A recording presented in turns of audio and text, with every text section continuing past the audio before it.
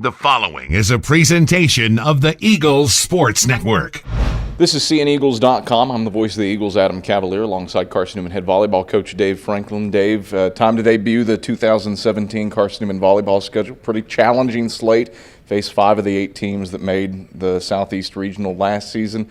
And kind of a bizarre schedule. You're either on the road for a while or you're at home for a while. What did you try to accomplish when you set up this year's slate?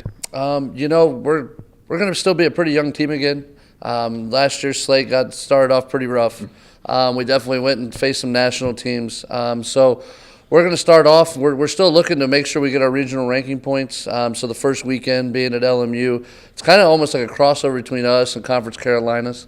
A little bit, a couple of those teams, and then Lee's going to come up and play against us. So regional opponents that are going to push us, but winnable matches at the same time. That if we're playing well, we can win, which is going to be huge. And then we have the Peach Belt crossover, something that we have, which is great. It gives us great competition. It shows us where we're at in the middle of the year against the other teams in the region that tend to be in there. So I wanted to push us, but also give us a chance. Being a younger team that's going to be looking to turn things around from a rough season. I think it sets up well. The being home, being away, it's kind of like a 2-week thing. You're either home for 2 weeks or on the road for 2 weeks will be unique, but I think our kids will adjust.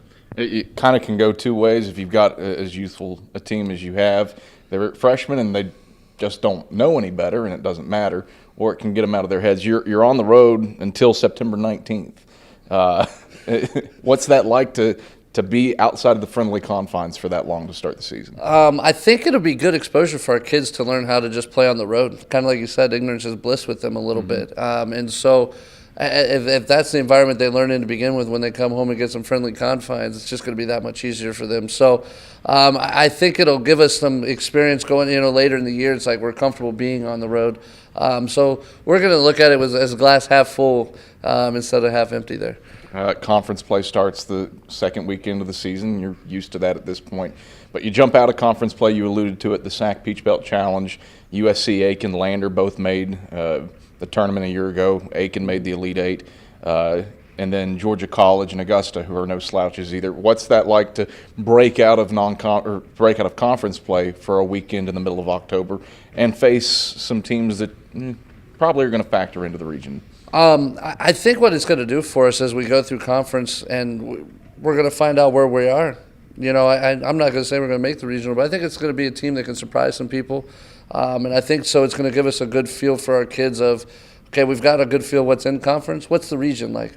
What are other teams around us like? How do they play? What's their style of play? So I think it's going to be a huge experience for us to be able to do that. And then obviously from a regional ranking standpoint, it'll show us if we're going to have a chance at it. Conference play, you've got Wingate, who's always very good. Queens made the Sweet 16 a year ago. LMU had a record-breaking season. What sticks out to you about the South Atlantic Conference on paper here, about 90 days away from the start of the season? On paper, depth. I think our conference has a lot of depth. I don't think it's going to be a two-horse race. I think as you look at the top, there's some teams that are going to separate probably again a little bit, but there's going to be 4 or 5 teams, I think, that are going to duke it out.